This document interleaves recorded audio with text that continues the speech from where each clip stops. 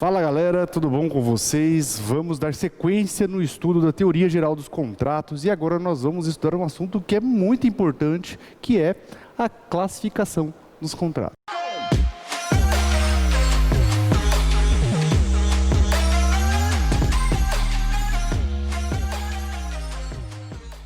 Bom galera, nós estamos aí numa sequência de vídeos sobre a teoria geral dos contratos. Nós vimos toda a parte introdutória, a parte de princípios dos contratos, nós vimos como é que se forma um contrato. E agora nós vamos estudar um assunto que é extremamente importante, que é a classificação dos contratos. Nossa professor, mas por que assim tão importante a classificação dos contratos? Sim pessoal, é bastante importante. Por quê? Porque assim como os princípios, a classificação dos contratos fundamenta todo o estudo da parte especial da teoria contratual, que é o estudo dos contratos em espécie. E vejam, pessoal, que quando o professor for trabalhar os contratos em espécies com vocês, ele vai trabalhar as características desses contratos. E ele não vai ficar explicando característica por característica, ele já vai partir do pressuposto que você já sabe essas características. E o que são essas características? Nada mais são do que a classificação dos contratos. Então vejam pessoal, que essa ideia da classificação dos contratos, ela é extremamente importante. Por quê? Muito importante. Por quê, pessoal? Porque traz as características dos contratos em espécie. Então veja, pessoal, quando o professor for estudar lá contrato de compra e venda com você, ele vai falar para você, ó, o contrato de compra e venda é bilateral sinalagmático, oneroso, comutativo ou aleatório, paritário ou por adesão. Se for imóveis é formal, solene, se não for imóvel é não solene, é um contrato de natureza consensual. E ele, ou seja, ele vai falar todas as características do contrato. E ele não vai ficar explicando característica por característica de forma detalhada, porque senão ele não dá tempo, né? Ele não vai dar, né, tempo de analisar todo o conteúdo. Então ele vai partir do pressuposto que você já sabe isso daqui. É por isso que esse tema é extremamente importante, pessoal. Tá? Então, qual que é o objetivo? Não, primeiro, a classificação dos contratos analisa suas particularidades, vai trazer para vós de forma detalhada as suas características e particularidades. E visa então, pessoal, o estudo da classificação visa dinamizar a didática de ensino da teoria contratual. Aliás, pessoal, toda a classificação de um determinado instituto visa exatamente isso, dinamizar o estudo. Então vejo que lá na classificação de bens, qual o objetivo da classificação de bens? Dinamizar o estudo dos bens. Qual o objetivo da classificação das obrigações? Dinamizar o estudo das obrigações. A ideia é a mesma aqui, pessoal. E vejo que a forma da gente classificar, existem várias formas, tá? Doutrinas aí traz muitas formas de classificar os contratos. Mas nós adotamos, pessoal, uma classificação que já é conhecida dos acadêmicos de direito desde lá do estudo de bens, que vai dividir os contratos em duas grandes espécies. Os contratos considerados em si mesmos e os contratos reciprocamente considerados. Escrevi errado aqui, não precisa escrever aqui. Os contratos reciprocamente considerados. E é o que a gente vai estudar, então, a partir de agora. Então vamos lá, pessoal. Começando pela primeira forma de classificar, que são os contratos considerados em si mesmo. Ou seja, eu vou pegar o contrato e vou analisar todas as características dele, todos os enfoques desse contrato sobre vários ângulos. E aí, pessoal, nós temos aí Várias formas de classificar, né? Primeira forma de classificar, pessoal, quanto à natureza. Quanto à natureza. Quanto à natureza, pessoal, nosso contrato tem aí várias formas também de classificar, né? Então vamos lá, a primeira delas, nosso contrato pode ser unilaterais, bilaterais e plurilaterais. Contratos unilaterais, pessoal. Começando pelo primeiro, contratos unilaterais. Aqueles cujos efeitos principais são destinados a apenas uma das partes. Os efeitos principais são destinados a uma das partes. Aqui, pessoal, nós temos bem evidenciada a relação credor-devedor. Uma parte é devedor, a outra parte é credor. E vejam, pessoal, que o contrato unilateral ele é sempre uma via de mão única. Comparando com ruas, pessoal, o contrato unilateral sempre vai ser uma via de mão única. Por quê? Porque o efeito do contrato sempre vai estar direcionado para uma parte.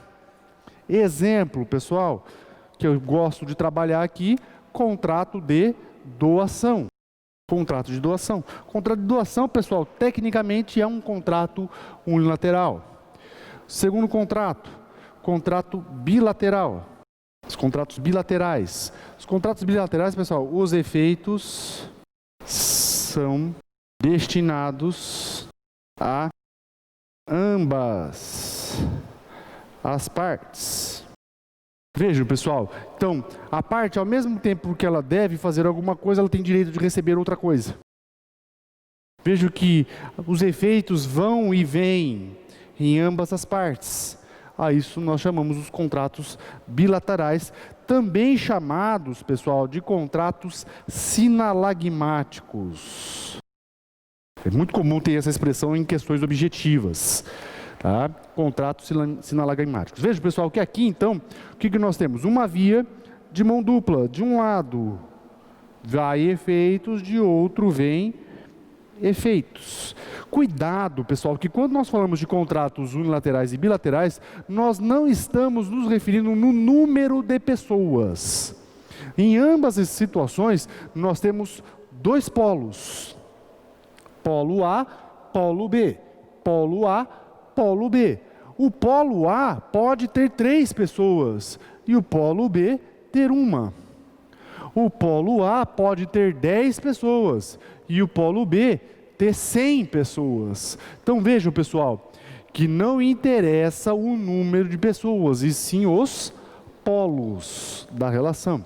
Isso é importante para diferenciar, pessoal, a terceira forma, que são os contratos plurilaterais. Por quê, pessoal? Essa classificação aqui ela é mais recente, exatamente porque o Código Civil unificou as obrigações privadas, né? Tudo dentro do direito civil. Então hoje nós não temos mais divisão. Obrigação civil, obrigação comercial, é tudo obrigação civil hoje. Então essa classificação ganhou importância a partir dessa unificação. E aqui o que nós temos, pessoal? Os efeitos são destinados a um objetivo comum. Ou seja, pessoal, nós não estamos nos referindo a partes, e sim a um objetivo comum. E aonde que nós temos um contrato onde pessoas se unem para se formar um objetivo comum? Nós temos isso num contrato societário. O contrato societário, pessoal, parece a seguinte situação. Nós temos uma rua, cidades pequenas têm bastante isso aqui, pessoal. Uma rua com uma rotatória central. E aí o que acontece, pessoal? Dessa rotatória central, partem-se várias outras ruas. Em algumas cidades, pessoal, isso é bem evidente. O que acontece, pessoal? Essas várias ruazinhas, pessoal, estão chegando direitos e partindo direitos. Cada uma dessas ruazinhas aqui, pessoal, eu já invertido a ordem das setas aqui, mas não tem problema, dá para entender. Vamos supor, pessoal, que cada uma dessas ruazinhas aqui são os sócios. Cada uma dessas ruazinhas são os sócios. Vejam que os sócios de uma empresa, pessoal, ele tem direitos e tem obrigações. Então, eles têm efeitos indo e efeitos indos.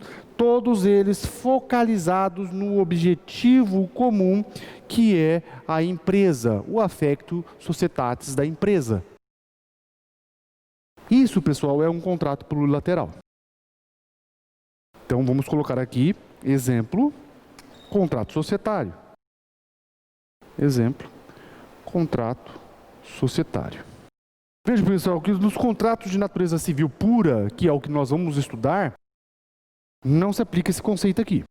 Esse aqui, pessoal, vocês vão estudar lá no direito comercial, lá no direito empresarial, depende aí da grade da sua faculdade. O que a gente vai estudar são os unilaterais e os bilaterais, que esses são puramente civis.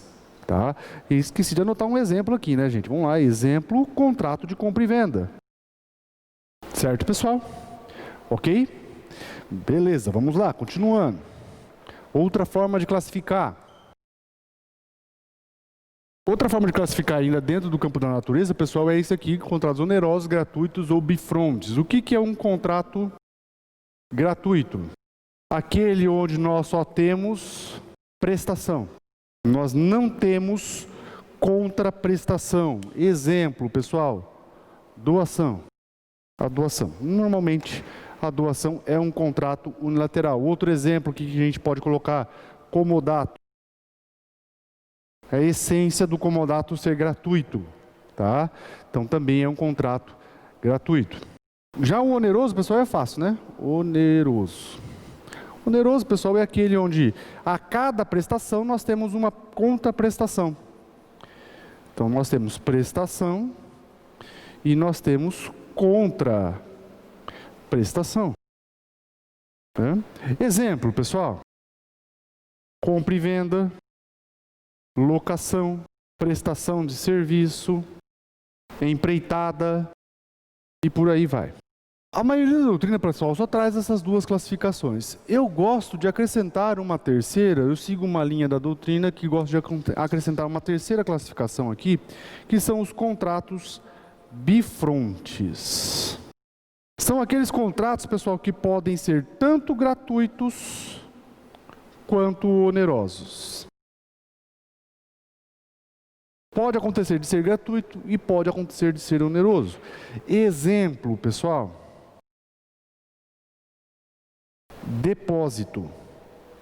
Contrato de depósito. Contrato de mandato. Contrato de mútuo. Depósito, mandato, mútuo. Esses três contratos e outros, pessoal, podem ser contratos bifrontes. Eles podem ser tanto gratuitos quanto onerosos. Vamos pegar o contrato de depósito, pessoal. Vamos supor que você tem aquele cachorrinho que é maravilhoso, né? Um presente de Deus para a sua vida, que é o Pinscher, né? Um Pinscher, né? Eu costumo dizer que o Pinscher, já falei em alguns vídeos meus, que o Pinscher, na verdade, é a manifestação do demônio na Terra, né? Assim, ele é um amorzinho, né? Se você, né, chegar perto dele, ele arranca seu braço, né? Mentira, mas é mais ou menos assim. Veja, pessoal, você precisa viajar, né? Aí você liga para sua amiga, amiga, preciso viajar. Tem como você ficar com o nenê? A sua amiga dá aquela respirada funda, porque ela conhece a peste, né? E fala, não, lógico que eu fico, amiga, né? Quando você fala amiga, é porque você já tem um tom de falsidade muito grande. Mas veja, pessoal, a amiga aceita. A partir do momento que a dona do Pinscher, né, a tutora do Pinscher, e entrega o Pinscher para a amiga, ela está celebrando um contrato de depósito com essa amiga. E a partir do momento que a amiga não cobra, esse depósito é gratuito. Agora, pessoal, lá do outro, você estaciona o seu carro em um shopping center, você paga por esse estacionamento. Esse contrato é um contrato de depósito oneroso. Se você deixa esse mesmo pincher num hotelzinho para cachorro, é um contrato de depósito oneroso. Certo, pessoal? Ok? Então vejam que isso é contrato bifront, pode ser tanto gratuito quanto oneroso. Qual a importância dessa classificação, pessoal?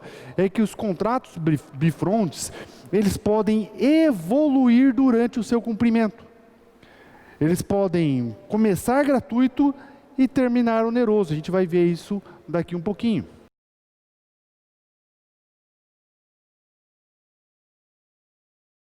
Terceira forma de classificar ainda dentro da natureza do contrato é essa daqui, contratos comutativos e aleatórios. Veja, pessoal, que essa classificação aqui só se aplica nos contratos que são onerosos. Só para contratos onerosos. Tá? Cuidado, tá, pessoal? Cuidado. Comutativo e aleatório só se aplica para contratos onerosos. Comutativo, pessoal. Contrato comutativo. É aquele onde eu tenho certeza em ambas as prestações. É aquele onde eu tenho certeza em ambas as prestações. A cada prestação, necessariamente eu vou ter uma contraprestação. Exemplo, pessoal, os contratos de compra e venda em geral, né? Você vai lá no supermercado, pega um pacote de arroz, porque você está rico, né? Porque o pacote de arroz está muito caro. Então você vai lá no supermercado, pega um pacote de arroz de 5 quilos, vai até o caixa, paga, leva o pacote de arroz. Isso é um contrato comutativo, contrato de compra e venda comutativo. Por quê? A cada prestação, necessariamente, eu tenho uma contraprestação. Contrato de locação também é um exemplo. Então, exemplos. Compra e venda, em regra, locação, prestação de serviço, empreitada e por aí vai. Já o contrato aleatório, pessoal, eu não vou ter isso. Não há certeza em uma ou ambas as prestações. Por quê, pessoal? Porque nós temos aqui uma alea. Se traduz pelo risco. Quando se celebra o contrato, pessoal, uma das partes ou ambas as partes assumem o risco de que a prestação, uma delas ou ambas, não venha a existir. A isso nós chamamos de contrato aleatório. E pessoal, como assim, professor? Pessoal, é um contrato muito praticado. Exemplo, pessoal, contrato de seguro. O contrato de seguro, que eu creio que quem tem veículo tenha, ou se não tem, deveria ter. Contrato de seguro, pessoal, é um contrato aleatório. Veja, você paga o prêmio do seguro para não usar. É o dito popular, né? Seguro é um contrato que você paga para não usar. E realmente, você só vai usar o seguro, você só terá direito à contraprestação se houver o sinistro. Um furto ou um acidente, ou a necessidade de um guincho. Do contrário, você não usa seguro. Você paga uma vez por ano para não usar. E existem outros exemplos, pessoal, em regiões onde se produz muito, a agropecuária é muito pujante, né? Existe uma coisa chamada de contrato de compra e venda de safra futura. Veja, safra futura, ela não existe ainda. Beleza, se chover, se der tudo certo, a safra vai existir. E se não chover? E se der quebra de safra? A safra não vai existir. É aí que entra o contrato aleatório. A disciplina do contrato aleatório, pessoal, está lá no Código Civil, entre os artigos 458 e 461. 458 a 461, né? Ficou meio apertadinho aqui no quadro, mas deixa eu só puxar uma flechinha aqui, pessoal, para a gente esclarecer aqui Dois pontos. Essa área aqui, pessoal, vamos puxar aqui para cima, ela pode ser total e pode ser parcial. Ela pode ser total e pode ser parcial. Quando que a área vai ser total ou absoluto, pessoal? Quando se referir a toda a prestação. Não existe nada de garantia. Exemplo, o seguro. O seguro praticamente é uma área total. A não ser quando for acidente que você tem que pagar a franquia, né? Aí nós vamos ter uma área parcial. Mas em caso de furto, não, é área total. Área parcial, pessoal, quando o risco está apenas numa parte da prestação. Por exemplo, compra e venda de safra futura. O produtor tem que entregar no mínimo 100 sacas de soja. Ah, professor, mas deu a quebra da safra. Ele não produziu 10 sacas de soja. Paciência, ele vai ter que se virar para entregar 100 sacas de soja. Porque a área é a partir da centésima, mas a 100 é garantido. Área parcial. Certo, pessoal? Ok? E veja, pessoal, que isso é interessante. Depois, deem uma olhadinha nos artigos 458 ao artigo 461, mas vocês vão ver lá que é interessante porque nesse tipo de contrato pode ser que o produto ele não existe agora e nem venha a existir. Desde que a parte assuma o risco e não haja dolo, o contrato é plenamente válido. Ainda dentro da natureza, pessoal, outra forma de classificar contratos paritários e por adesão. Contratos paritários. Aqueles cujos poderes de negociação entre as partes são iguais. Ou seja, pessoal, as partes em comum acordo discutem as cláusulas do contrato, um tendo poder para alterar as cláusulas até que se chegue num consenso do contrato final. E na verdade, pessoal, esse seria o ideal de todo e qualquer contrato, né? Aqui, pessoal, nós temos em plena harmonia o princípio da autonomia, na sua liberdade. Em todas as suas vertentes, na liberdade de contratar, na liberdade de com quem contratar e principalmente na liberdade do que contratar. Ao lado dele, pessoal, nós temos os contratos por adesão, onde na verdade, pessoal, os poderes são limitados para uma das partes. Por quê, pessoal? Porque na verdade, no contrato por adesão, as cláusulas do contrato são impostas por uma das partes. O contrato é imposto por uma das partes. E aí, pessoal, numa situação dessa, a liberdade de contratar está restrita em dizer sim ou não. Vejam, pessoal, que a diferença é bem evidente. Aqui as partes têm ampla liberdade de contratar, amplos poderes de negociação. Então se apresenta uma minuta, eu vou lá, altero, mando, a outra altera de novo, manda, e vai até que se chegue no consenso. Aqui não. Aqui uma das partes chega com o contrato pronto para você e fala, ó, o contrato é esse, assine. Sim, assino.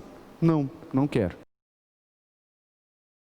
Veja, pessoal, normalmente contratos de compra e venda em geral de imóveis, que não de grandes empreiteiras, são assim, paritários. Normalmente, contratos com bancos de financiamento, abertura de cheque especial e por aí, cartão de crédito e por aí vai, são contratos por adesão. E, na verdade, pessoal, os contratos por adesão, hoje, eles se massificaram demais. Hoje, praticamente todos os contratos têm sua formalidade por adesão, sua forma por adesão. Por quê, pessoal? Por causa da massificação dos contratos. Na sociedade moderna, onde a gente precisa ter produção, Numa certa situação, é impossível se discutir cláusulas contratuais com todo e qualquer cliente. Então, o que acontece? O contrato de adesão acaba atuando como ferramenta dentro dessa massificação dos contratos para se produzir mais contratos. Porque quanto mais contratos, mais a sua renda, mais o seu lucro, mais a sua comissão. O que não seria possível num contrato paritário. O tempo que você leva para celebrar um contrato paritário, você pode celebrar aí 20 contratos, 30 contratos por adesão. Logicamente, pessoal, que isso tem os seus problemas, né? E depois nós vamos estudar algumas regras, alguns detalhes importantes dentro da interpretação dos contratos por adesão.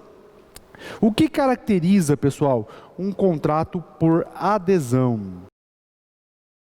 O contrato por adesão, pessoal, ele se caracteriza por 4 pontos importantes. Características. Primeira característica, pessoal, uniformidade. Uniformidade. É o mesmo contrato padrão, formulário para todo mundo. Qualquer pessoa que for assinar um financiamento no banco vai assinar aquele contrato, seja eu, seja Silvio Santos. Segundo, pessoal, predeterminação unilateral.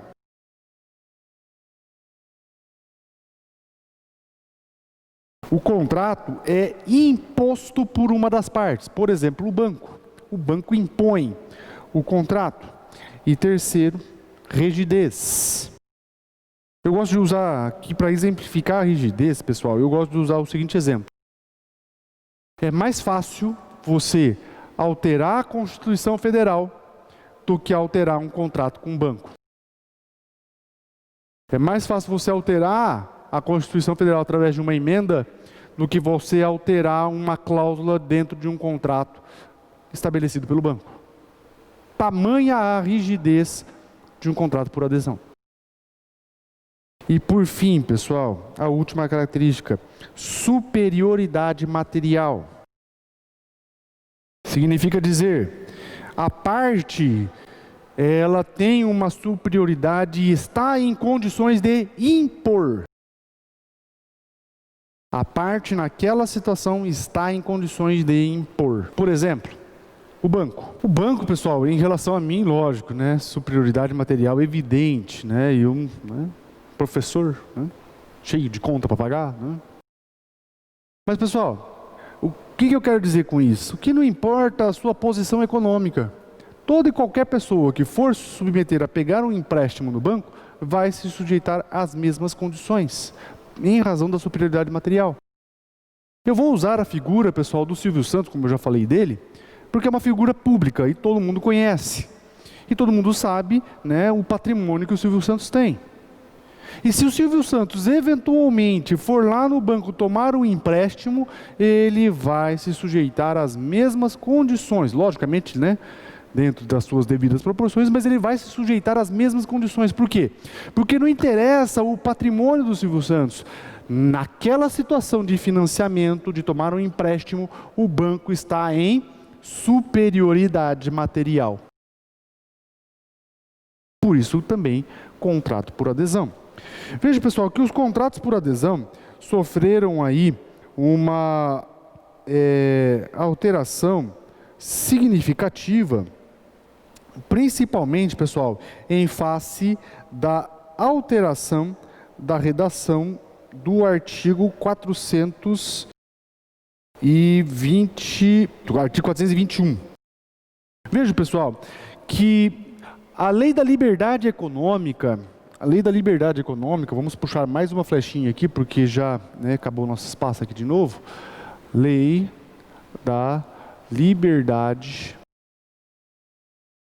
econômica trouxe algumas alterações importantes, para a teoria contratual, algumas muito importantes.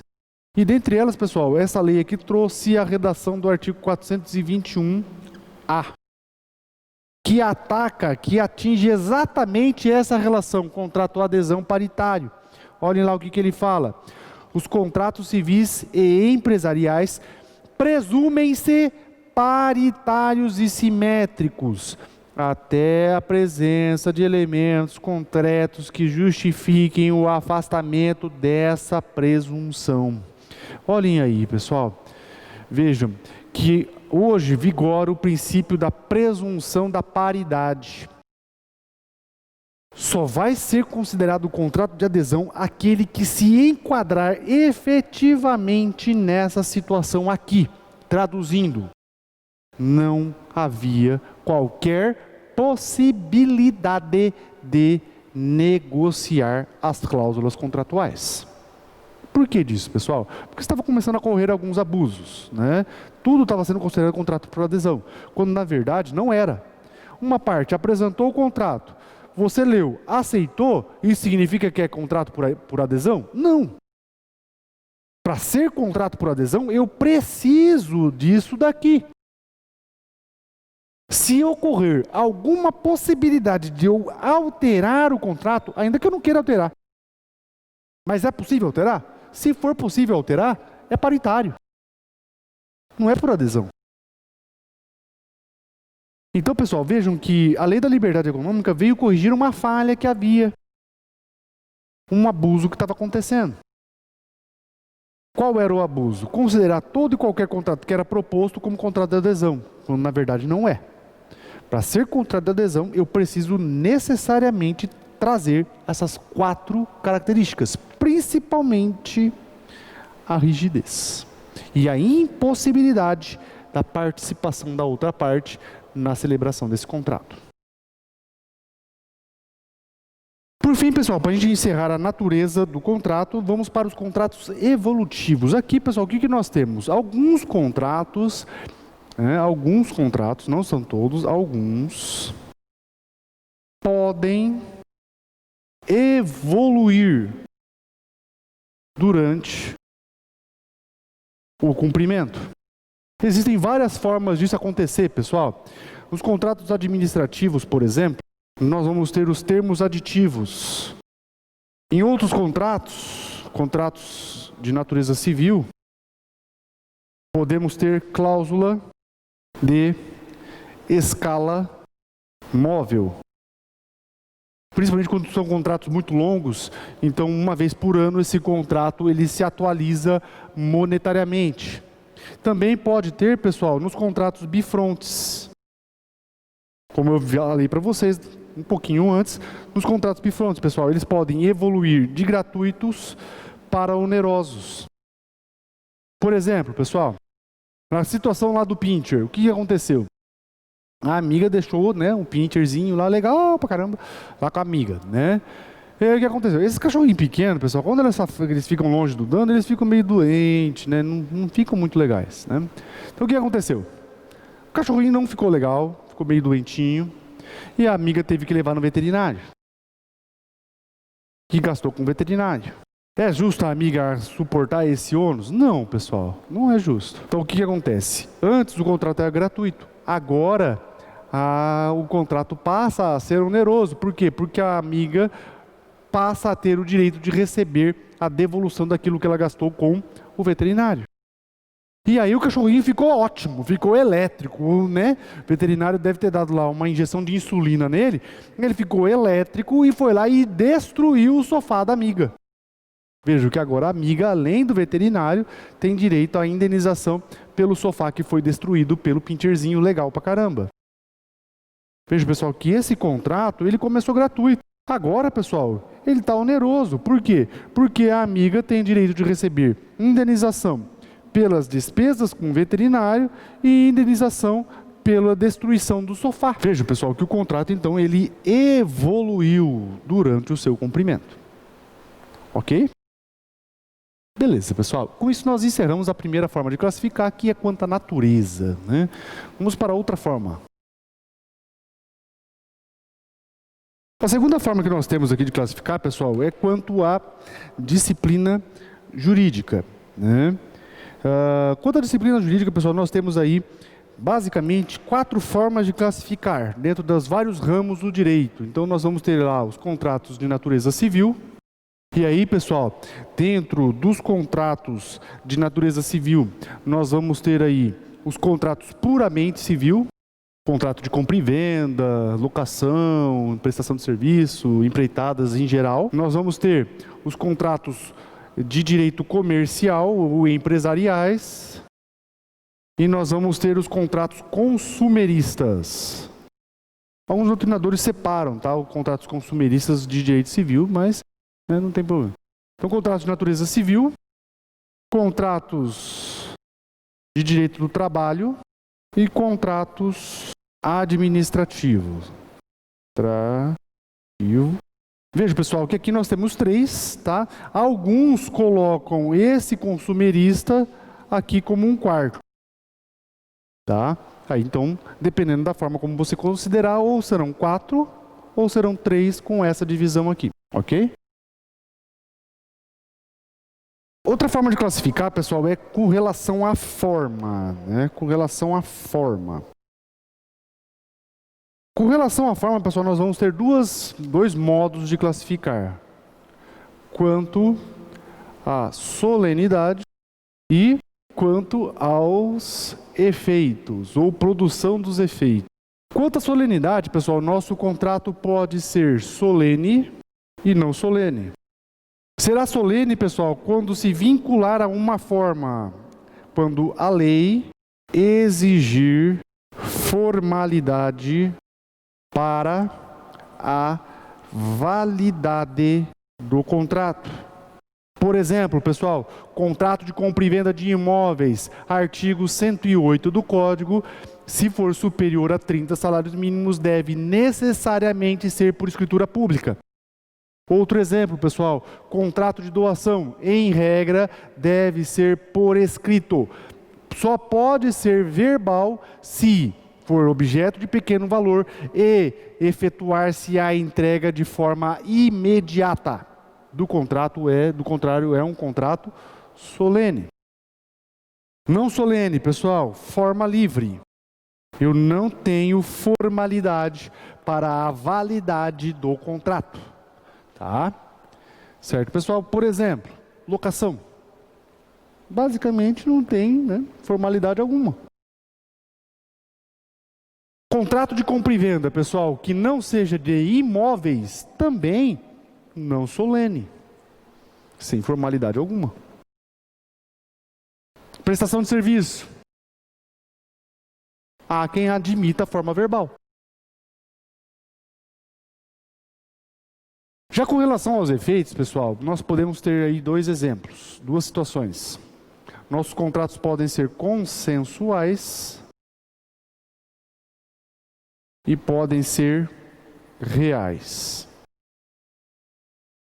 Consensuais, pessoal, basta assinar. Assinou, está valendo. Assinou, está valendo. Contrato de compra e venda, pessoal. Contrato de compra e venda, assinou, está valendo. Prestação de serviço, assinou, está valendo. Empreitada, assinou, está valendo. A maioria dos contratos são consensuais.